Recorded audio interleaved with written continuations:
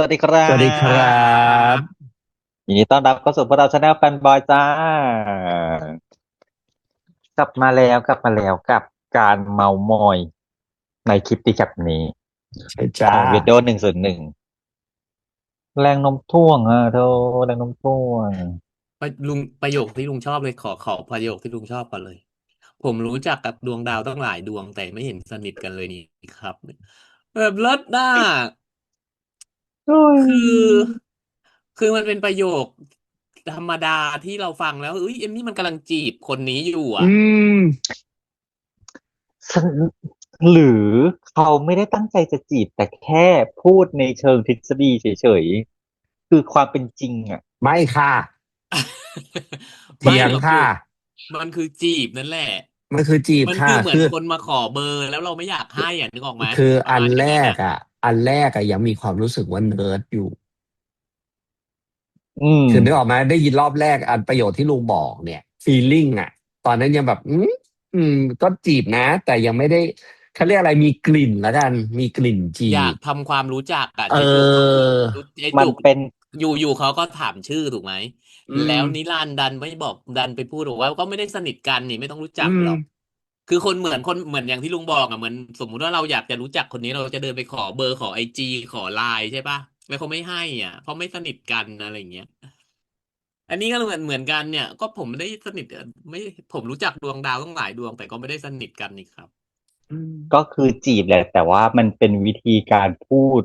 ด้วยวิธีความเนิร์ดขการพูดองตัวเขาเอของงตัวละคอารมันเป็นของแฟรัมพกต์อะปานชีบทวามันเป็นเออ แฟกต์ที่อารัมเออคนละแบบ เออมันคือใช้ทักษะความของเด็กเนิร์ดอ่ะเขาเรียกอะไรอืใช้มความรู้ของเด็กเนิร์ดอ่ะ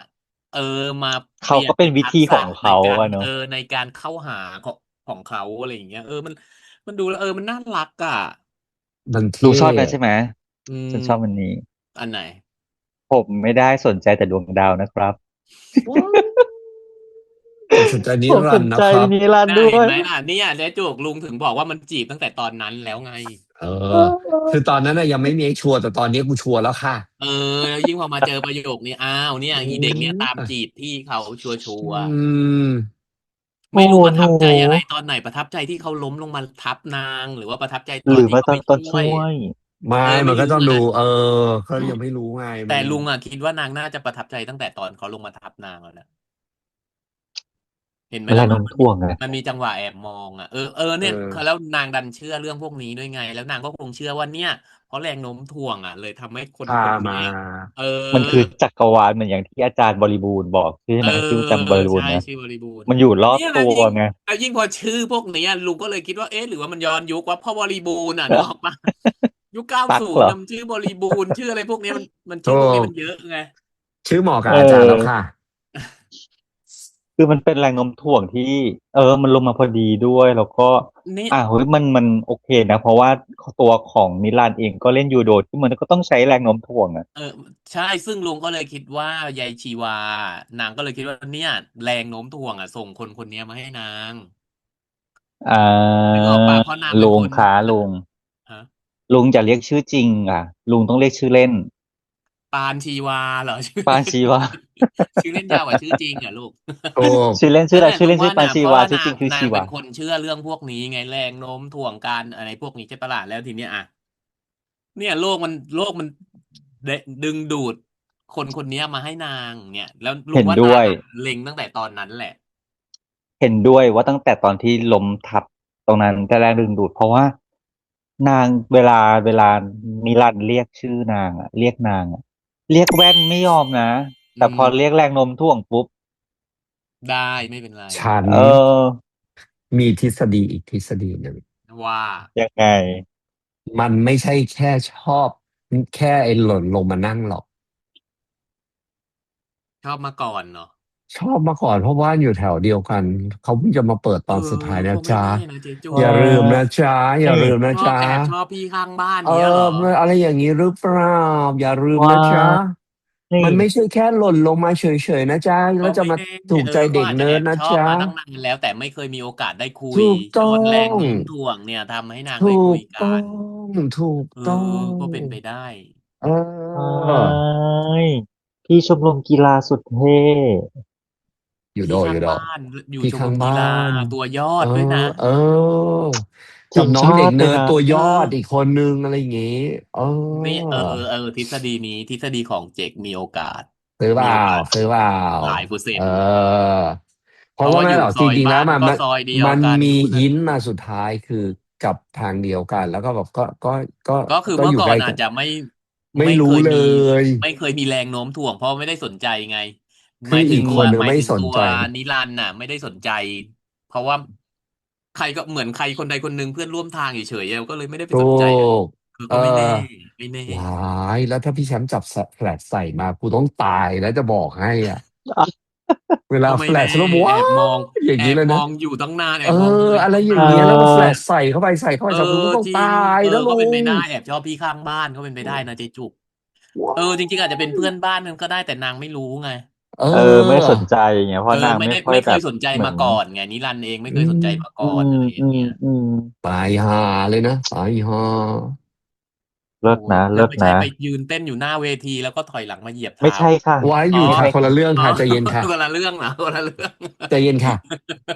ได้อยู่นะคะอันนี้ ภาพซ้ำก็ดีนะไม่ติด ไม่แต่อันนี้จริงมันจะเป็นไม่แน่บทของการที่แบบเออก็เป็เนาะนไปได้แล้วก็เออยู่ใกล้อ กันแต่แบบอาจจะไม่ได้สังเกตเห็นคือตัวปานชีวาเองอ่ะอาจจะสังเกตมานานแล้วถูมองตกลอดเวใช่ลามองเออมองนู่นแต่มองมันนี่เขาไม่มีจัทุกวันงหวะของไทามมิ่งของแรงเออโน้มถ่วงแต่ไงแต่วันนั้นดันรถเมมันล์ดันเป็นใจมีโอกาไงสเอเออเอออเออก็มันเป็นไปได้ก็เลยคือจุว่าทฤษดเริ่มฎีแรงต้นไงโน้มถ่วงไม่งั้นจะได้ทฤษแบบแรงฎีแอบเฝ้าแต่มองอย่างเดียวไงเออเอออืมเป็นไปได้อืมเป็นไปได้อืมทฤษฎีมีความฉันเป็นไปก็จริงได้สูงก็จริงอืมเนาะแล้วมันโอ๊ยก็เป็นเรื่องที่เหมือนความต่างของสองคนมันค่อนข้างคนละเยขั้วอะเหมือนกันนะเหอะคนละขั้วคนคนหนึ่งหนึ่งก็แบบ เนิร์ดสุดอีกคนหนึ่งเบิร์นเอาท์สุดเนิอะไรร์ดก็ไม่เอาอัจฉริยะชมรมวิทยาศาสตร์เหรอชมรมเลยเออนะดาราสภานักศาสตร์สภานักเป็นเรียนอีกสภานักเรียนแล้วก็อยู่ชมรมดาราศาสตร์แล้วก็เป็นถ้าพูดถึงความหล่อคือติดท็อปความหล่อด้วยนะอืม คือแสดงว่าต้องมีคนรู้จักอะว่าเนี่ยคือเอาง่ายๆหนึ่งคือสการที่เป็นสภานักเรียนมันจะต้องมีโปรไฟล์โหเด็กเด็กเรียนเก่งอยู่แล้วสองลิเลยดันได้เป็นตัวยอดอีกเชิญธงชาติอีกใดกีฬาๆอีกอะไรนะตีกลองอีกที่อีกนางบอกตีกลองเก่งด้วยเก่งครบทุกอย่างแต่เลิศมันไม่นะช่างเข้ากันเหลือเกินกับนิรันดร์ที่เป็นนักยูโดทีมทีมชาชาติที่แบติบใช้ชีวิตไปเรื่อยเปื่อย แต่ว่า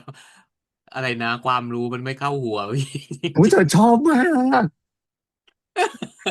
ความรู้มันไม่เข้าหูๆคืพี่เลยอนางเป็นคนพูดแบบว่าผ่านซากมากตั้งแต่ไอ้ตัวที่มาไถ่ายตังค์แล้ว เออ ว่าผมไม่ควรโกหกครับเพราะว่าถ้าผมโกหกแล้วนู่นนั่นนี่อะไรเงี้ยด้วยนิสัยของพวกพี่แล้วด้วยแบบมันเหมือนมันเป็นการอธิบายแต่คนฟังคือโดนด่าคือเอาจริงๆนะมันถ้าคนไม่คือพูดฟังคือแฟกต์ไงต้องโดนมันคือพูดกระทืบแฟกต์มันอืม ต้องโดนกระทืบค่ะ ก็เดี๋ยวตอนพูดกับนิรันดร์ประโยคนี้ก็คือแฟกต์เขาความรู้ไม่เข้าหัวพี่จริงๆด้วยมันก็คือแฟกต์ ไม่แต่มันเข้าใจไหมประโยชน์เนี้ยมันพูดออกมาแล้วมันมีความรู้สึกแบบน่ารักชิบหายแต่แบบขำเลยอ่ะใช่ เออวิธีจริงการพูดได้ซึนแบบไม่อะไรเลยแบบว่าพูดแล้วแบบคือจริงถ้าตอนแรจริง กฟังแล้วก็แบบกูโดนด่าอยู่หรือเปล่าไม่เขาแค่พูดความจริงเฉยๆแล้วไม่ได้ด่าเราคืออ๋อจริงๆตัวปานชีวามันก็คล้ายกับตัวซีเหมือนกันนะมีความซึนๆแล้วมีความนิ่งอืมๆมันบ้านชีหมายถึงว่ามันวามีความคล้ายมันมีความคล้ายมันมีความมีความคล้ายซีคล้ายโอเคคาแรคเตอร์ความคล้ายแล้วกันคาแรคเตอร์เอเงียบเงียบอนิ่งนิ่งๆพูดน้อยๆแต่นี่แอบอืพูดเยอะอยู่มนะถ้าพูดจริงๆอ่ะถ้าเทียบแล้วอืว่ามแต่พูดเอออกมามีทีความน่าคือทฤษรักฎีหมเนอะดไงพูดออกมาทีเอเป็นทฤษฎีหมดอ ไงปันชีวา น่ารักมีเสน่ห์อือืมมส่วนเอคีนอนี่ก็เหมือนเรื่องนี้ต่างไปจากเรื่องอื่นมันๆเรื่องได้เห็นมูนี้จะดูดดี้ไงมีแบบมันมีความมูดดี้ขึ้นมาคิดอะไรตลอดเวลาเออเออน่าจะแบบไม่รู้สิเหมือนน่าเบื่อโลกอย่างที่เราเห็นเนี่ยเออเบิร์นเอาคือท์อ่ะเป็นคนดีฟเบิร์นเอาลุงว่านางเบิร์นเอาเรื่องเทควันโดเรื่องหรือเรียนเบิร์นเอายูโดนะยูโด ยูโดค่ะยูโดยูโดเนี่ยลุงมันเหมือนเราทำงานซ้ำเดิมๆทุกวันทุกวันอ่ะมันแล้วเหมือนนางอ่ะซึ่งเราคาดการณ์ว่านางน่าจะทำเรื่องเนี้ยเพราะว่าพ่อ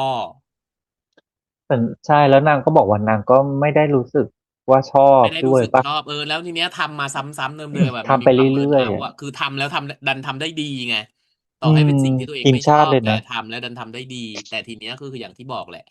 มันมีความเบิร์นเอาท์นั่นแหละลุงว่านะนางมีความเบิร์นเอาท์ด้วยอาจจะกดดันจากพ่อด้วยไงอืมทำไปแล้วไม่มีความสุขคือมันยังไม่รู้จริงๆแหละว่าตัวเองชอบอะไรแล้วมันก็เลยกลายเป็นต้องไปทำพอทำอะไรก็ตามที่มันทำซ้ำๆไปเรื่อยๆมันก็เลยกลายเป็นเบื่อใช่ฉันคือมันไม่ได้ฉันก็ไม่มันไม่ได้รู้นะสมัยมันก่อนไม่ได้เป็นแพชชั่นไงคือบางอืมบางคนมันมีแพชชั่นในการทำอะไรสักอย่างมันก็จะถ้าอย่างแฮปปี้ที่สองคนจะทำไงนั้นเห็นป่ะสองคนเพื่อนที่บอกว่าเล่นกีฬาเพราะเขามีแพชชั่นไงว่าฉันอยากเป็นนักร้อง อืมเออก็เล่ฉันนไปก็เลยตั้งคือใจเล่ฉันซ้อมนดนตรีทุกวันเล่นอะไรไปเออฉันไม่เคยรู้สึกเบื่อเลยฉันซ้อมทุกวันเพราะว่าเป้าหมายฉันคือฉันอยากเป็นนักดนตรีเอออะไรอย่างนี้ไงเออเนี่ยคือนางมีเป้าหเออมายไงแล้วแต่พอตัวนิรันดร์น่ะอย่างที่นางบอกอะนางไม่รู้เลยว่านางอยากเป็นนางเหทีมชางาหรือเปล่าตินางอยากเป็นยูโดทีมชาติไปจริงๆหรือเปล่าคือไม่คืออย่างตัวฉันนะสมัยก่อนนะฉันก็ไม่รู้ว่าฉันชอบอะไรนะฉันก็ทำเฉยๆทำไปเรื่อยทำไปแล้วก็ไม่ได้คิดอะไรว่าฉันชอบอะไรไม่เข้าใจไงแต่เพียงแต่ว่าคือบางทีคือด้วยเพราะความไม่รู้ว่าชอบอะไรมันก็เลยทำไปเรื่อยๆถึงจุดหถูนึ่งแล้วมันกก็เบื่อถึงแค่นั้นเองไงจุดหนึ่งแล้วมันเบื่อไงอันนี้คือนางต้องทำมาตั้งแต่เด็กไงเอเล่นยูอโดอืมตั้งแต่เด็กไงจุกมันไม่ได้มาเล่นวัน2 วันก่อนจบมหเออกแล้วมันมันถึได้ทีมงจะเป็นชาติไงได้ทีมไอ้พวกชาติไงนี้มันต้องมันก็ต้องฝึกสะสมมาฝนมาตลอดใช่ไหมล่ะแล้วนางทำทุกวันน่ะถ้าอย่างเป็นอย่างที่เราบอกว่ามันนางทำเพราะว่าพ่อให้ทำแล้วแต่ก็ยิ่งอย่างเงี้ยแล้วนางทำแล้วนางไม่ได้เป็นคนชอบที่จะมาทำอันเนี้ยไม่ได้อยากจะแต่พ่อมาทำแต่ก็แอบมีพ่อให้ทำความแปลก็ทำตามพ่อ กไหมล่ะพี่ดอมก็แอบมีความแปลกในการพูดในการใดๆคือแบบมีความรู้สึกการพูดกับลูก please แปลกๆอ่ะพูดคือได้ออกไหม เหมือนใจดีนะเออแต่แบบในน้ำเสีใดยงอะน้ำลึกๆก็เสียงเหมือนรู้สึกประหลาดคนใจดีประหลาดเหมือนคนอบไม่รู้ที่อุ่นนะบอกไม่ถูกแต่พอฟังแล้วมันไม่แรู้ปลอะกต้องมีอะไรอะอาจๆจะเป็นอย่างที่เราว่าก็ได้นะพ่อเอาควาอืมคาดหวังมามใส่ไว้ที่ลูกหมดเลยตัวเอคือมังอาจจะนก็เลยซเคยเป็นอฟต์ลงนักยูโดมาก่อนก็ได้แต่ไม่ประสบความสำเร็เป็นไปได้จหรือเปล่าอะไรอย่างอืเงี้ยม แล้วทีนี้พอดัน possible ว่าอุ้ยพอมาให้ลูกทำแล้วลูกดันทำได้ดีอะ อืมต่อให้ตัวเองเป็นคนบังคับให้ลูกทำก็ตามแต่ทีนี้ลูกดันทำออกมาได้ดีแล้วดันได้ติดทีมชาติอาจจะเป็นสิ่งที่ตัวเองใฝ่ฝันมาเมื่อก่อนว่าคืออยากเป็นนักยูโดทีมชาติไงอืมก็เลยเอาทีนี้ก็ทุกอย่างมาฝากไว้ที่ลูกหมดเลยว่าอุ้ยลูกได้เป็นทีมชาติแทนฉันแล้วอะไรแบบเนี้ยก็คือโยนภาระว่างั้นเถอะเจบอออืเอมอถูกไหมอืมอ่ะพอพูดถึงแบบนี้ปุ๊บส่วนตัวให้ผ่านนะสองคนใช่การแสดงสองคนให้ผ่านเลยแสดงเก่งขึ้นแสดงเก่งเก่งขึ้นขึ้นจริงเยอะขึ้นเยอะเลยอ่ะขึ้นเยอะแล้วก็ตัวละครทำให้รู้สึกว่ามีมิติอืมใช่มีเล่นเรารู้สึกว่ามีอะไรอยู่ข้างในรู้สึกไม่ใช่ตามเล่นแค่ถูกไม่แค่เขาเรียกอะไรนะไม่แค่ท่องบทอืมเล่นไปตามบทเฉยๆแต่อันเนี้ยเรารู้สึกได้ว่าดีฟข้างในมีอะไรแล้วแสดงแล้วมันถูกส่งออกมาให้เรารู้ได้ว่าอืมอย่างของคีนค่อนข้างชัดมากๆอ่ะอืมว่าเล่นอเนาะอกมาแล้วรู้สึกแล้วอย่างที่เราเห็นกันเลยก็คือเฮ้ยว่ะมันมีอะไรมันเบิร์นมันใช่มันคิ้วคิ้วผูกโบตลอดเวลาซึ่งแบบปากคว่ำใช่เอออะไรอย่างนั่งเงี้ยเฉยๆปากคว่ำแบบคนอืมเบื่อดูมันเบื่อมากอืมเหมือนคนแต่ไม่อยากตื่นขึ้นมานะจากเตียงนึกออกปะเออในแต่จริงละวันจริงไม่อยากลุกออกแต่มาเวลาพอมาเจอน้องปานชีน้องวานั้นปานธนพร แอบยิ้มแอบยิ้มเนี่ย นางดูมีความมันเลยสุขขึ้นไหมทำให้เอเลยอทำให้รู้สึกว่านางเริ่มไขว้เขวไหมหรือแบบเอ๊ะความตรงของปานชีไม่วาเนี่ยมันฉันว่ามีคนเริ่มคิดเหมือนกันแต่คนหนึ่งจีบใช่ไหมนางไปซะก่อนมันเริ่มแบบเพราะว่ามันมีอยู่ซีนหนึ่งที่สายตามันแบบพอพูดเสร็จแล้วได้ก็พออ่ะพูดถึงปุ๊บแล้วอยู่ดีก็ยิ้มอะนึกออกไหมที่คุยกับเพื่อนป่ะ3-4 คนแล้วเสร็จเออแล้วพอพูดถึงทุกเล่นเสร็จปุ๊บแล้คนเราก็วก็ยิ้มออกมาเฉยอะในชีวิตเราทุกวี่ทุกวันเราเจอ1 2 3 4 1 2 3 4เออ1 2 3 4ทุกวันแต่อยู่มีมีห้าหกห้าเจ็ดแปเข้ามาๆมีดมาห้าว้าหกขึ้นมาว แล้วอยู่เออดีๆก็แล้วมันเป็นมายิ้มกับคสิ่งที่เรานที่ห้าไม่เคยเจอมาก่อนอ่ะ5 กับ 6อ่ะตั้งอืมผ่านมาเป็น10 ปีฉันไม่เคยเจอ5 6มาก่อนอยู่มาเจอ5 6 7เนี่ยแล้วมันไม่ได้ทำให้รู้สึกเขาเรียกอะไรมันมีความรู้สึกอ่ะรู้สึกเอ๊ะมันแปลกอ่ะแต่ทำไมมันรู้สึกดีวะจริงนึกออกไหมเหจริงมือนตอนที่เราดูปานทีวาว่ามันแปลกดีนะอีเด็กคนเนี้ยแต่มันน่ารักอ่ะกำลังจะบอกเลยว่าปานชีวาเนี่ยคือซีอ่ะเล่นได้แบบเขาเรียกอะไรอ่ะดูหน้าเขาเรียกหน้าหน้าแป๋ว ตาย อ๋อหน้าไม่ตายแต่ตาแป๋วเออมัแล้วซนเหมือนที่ ื้อๆพูดตรงๆพูดจามันแปเหมือนที่น้องลกทีนเคยบอกไงว่าไอ้ตัวละน้องซีเคยบอกไงตัวละครเนี้ยเวลามันเข้าไปพูดอ่ะมันพูดเสร็จแล้วปุ๊บมันจะทิ้งท้ายด้วยการทำตาแป๋วแล้วก็ยิ้มใส่ๆเออจำได้ไหมแต่มันที่น้องมันเคยให้สัน่ามภาษณ์อ่ะรักเนาะน่ารักโดยที่แบบไม่น่ารำคาญเลยอ่ะเออเนี่มันไม่ยแล้วมีความน่ารำคามันกลายเป็นญเลยถ้ามองในมุมนี้รันมันคือรสชาติแปลกใหม่ในชีวิตนางไงและโดยเฉพาะสำคัญที่สุดเลยนะคือ จังหวะแล้วก็มุกที่นางหยอดที่นางจีบอ่ะ เออ อย่าว่าแต่นิรันดร์เลยคนดูเนี่ยจะตายเอาแทนนิรันดร์ตอนเนี้ย แล้วอีซีนบ้านั้นน่ะพี่อยากได้สรุปพี่อยากได้ตัวไหนครับตัวนี้อืฉันว่านางมเล่นเองอ่ะใช่แล้วฉันนางเล่นดูแล้วว่านางเขิเล่นเอนเนี่ยงอ่ะแต่คือเวลาเขินเวลานางเดินนางดูหงองหงองแบบคือแล้วไอการแล้วเลือกเสื้อเจกว่าแบบใดๆเนี่ยคือมันควรจะเป็นอิมโพไวส์เออแล้วแล้วเพราะเราก็รู้มันเล่นเป็นอยู่ว่าพี่ซีคีนไปแทแล้วนเรารู้อยู่ว่าพี่แชมป์อ่ะเขาชอบใช้ซีนแบบเนี้ยเข้ามาใส่ปล่อยให้มันดูเป็นธรรมชาติอีกซีนหนึ่งที่ลุงว่านางหลุดจริงก็คือซีนที่นางจะเดินตามนิปานทีวาไปอ่ะ ที่เอจะไปชมอรมอ่ะจริงๆต้องขึ้นบันไดใช่ป่ะแล้วนางเอหันมาบอกอเพื่อนว่าอุ้ยกูต้องไปทางนี้เออรู้ว่าอันนั้นก็หลุดในซีนเชื่อจริงมันเหมือนเป็นซีนเห็นด้วยอินโฟไว้อย่างที่จุกบอกเวลาเพื่อนแก๊งเพื่อนมันเล่นกันอ่ะลุงว่ามันก็มีอินโฟไว้แล้วพอมันใช่อินโฟไว้แล้วปล่อยไหลเด็กมันไม่หลุอ่ะแล้วมันดอ่ะนึกออเออกป่ะเด็กมันก็ไหลไปอ่ะแล้วมันก็เลยกลายเป็นว่ามันดูเป็นธรรมชาติมันดูเป็นเรื่องธรรมชาติอะไอ้นั่นก็คือกำลังโฟกัสแต่กับชมรมจนลืมว่าตัวเองต้องขึ้นบันไดแล้วเดินตาเอมน้องไปอทางนู้นอือะไรอย่างมเงี้ย กับอีซีนเสื้อเนี่ยลุมันดูงก็ว่าเรียวเนาะอิมพอไว้อยากได้ตัวนี้อ่ะไม่แล้วดูเรียวเอาจริงๆคือดีเลยเราไม่รู้ว่าเซอร์วิสหรือเปล่าแต่ใดๆคือไม่งหวีดอ่ะเข้าใจปะ อืมอืมเออคืออาจจะไม่ได้แบบอาจจะเป็นเมจิกที่มันเกิดขึ้นมาคือปล่อยไหลไปแล้วแหละแล้วเสร็จแล้วใช่ก็เลยเล่นมาแต่แบบมันได้พี่คิมอ่ะก็ชอบใช้ไงฟุตพวอืมกเนี้ยฟุตที่แบบ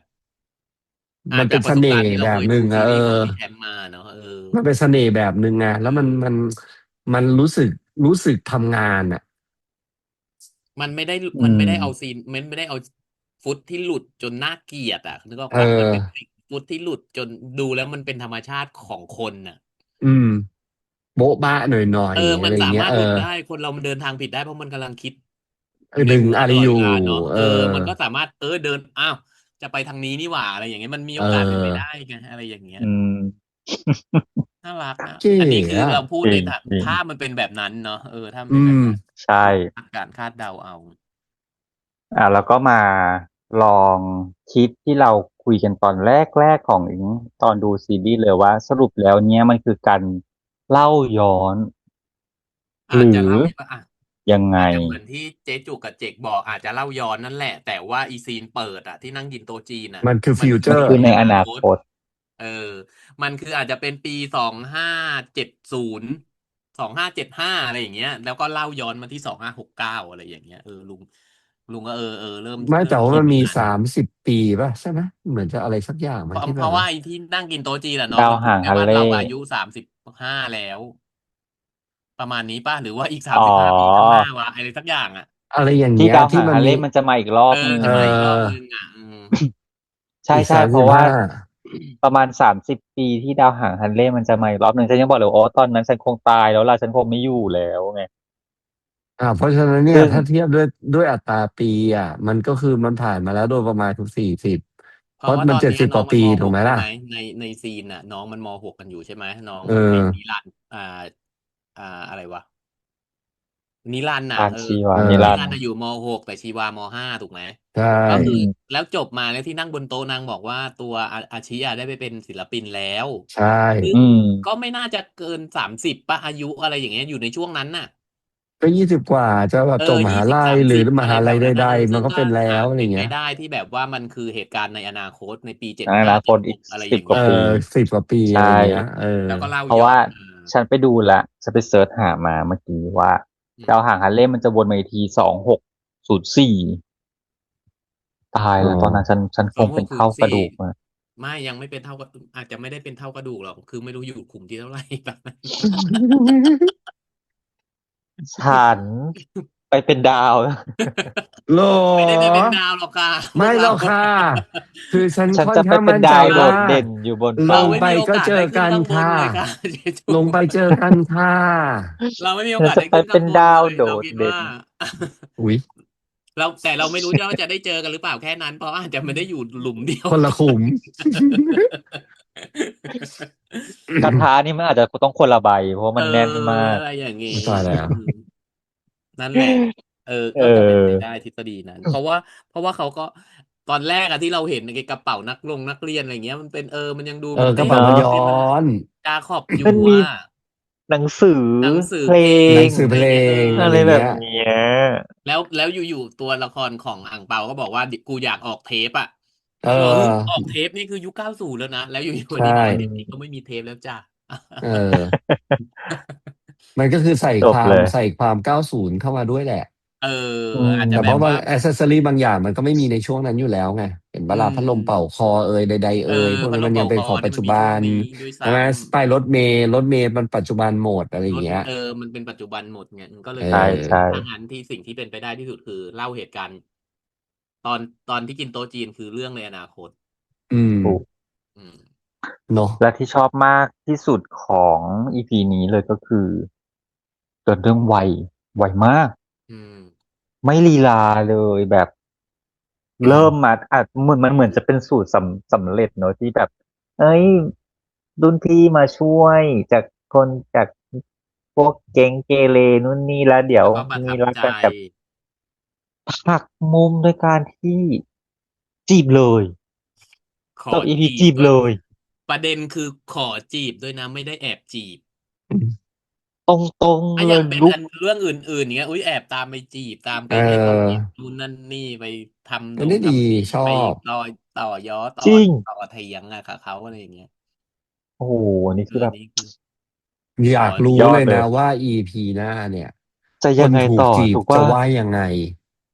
หรืแล้วออยากรู้มันจะมีเลยเนาะมุกใหว่าม่มาจีบอีกการจีบของเขาอ่ะเป็นแบบไหนเนาะจะบียอนเยังไงเออออใช่ไหมเออจริงเข้าใจคำว่า101แล้วแหละเออก็คือมันเป็นจุดเริ่มก็ต้นของการจีบเหมือนกันนะ101ก็ที่เอจริงวิชาอจีบ101เหมือนกันแหละเกับออสำหรับใช่ตัวชีวาเบเนาะสิกเขาเรียกอะไรนะสิ่งที่จะต้องรู้อืมแต่แต่อันนี้คือเห็นอะไร นิรันดร์แล้วเห็นปานชีวาจีบนิรันดร์ไปแล้วเออสแล้วปอยนิดนึงแล้วกันอะไรสปอยอะไรคุณอาจจะได้เห็นซีจีบในคลิปพิเศษเฮ้ยของเรานี่นี่ไม่เขาอยากจะรู้เหรอบอกเลยทำให้เขาอยากรู้ ก็อยากเห็นไม่รู้สิว่าเป็นยังไงนะแต่ฉัเราติดนเห็นแล้ตามนะจ๊ะ วก็แค่นั้นแหละ บอกเลยว่าฉันเห็นแล้วฉันยืนบิดกันอยู่ฉันบอกเลยอ่ะรอติดตามแล้วกันนะเอจ๊ะเมื่อกี้เจ๊อเกีพูดอะไรนะอ๋อไม่แค่จะพูดถึงสิ่งหนึ่งที่เป็นซิกเนเจอร์พี่แชมป์คือสกอร์ทั้งหลายเสียงกีตาร์การใดดีดกีตาร์เนาะอือืมๆซึ่งแบบมันทำให้เรารู้สึกรีมายด์ความเป็นพี่แชมป์แล้วก็ใช่ไอสิ่งที่มันเข้ามาคือมันเข้ากันดีจริง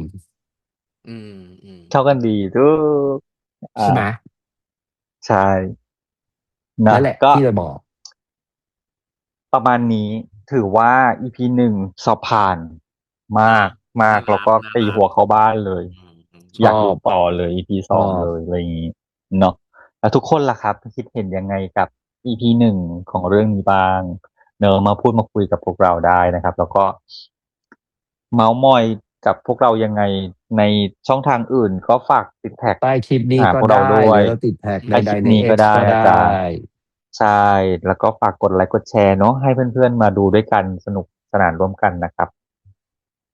ก็อีพีนี้จบละพบกันใหม่คลิปหน้า EP 2อาจารย์คลิปนี้ก็แล้วครับสวัสดีครับสวัสสวัสดีดีครัครับบ บาย บาย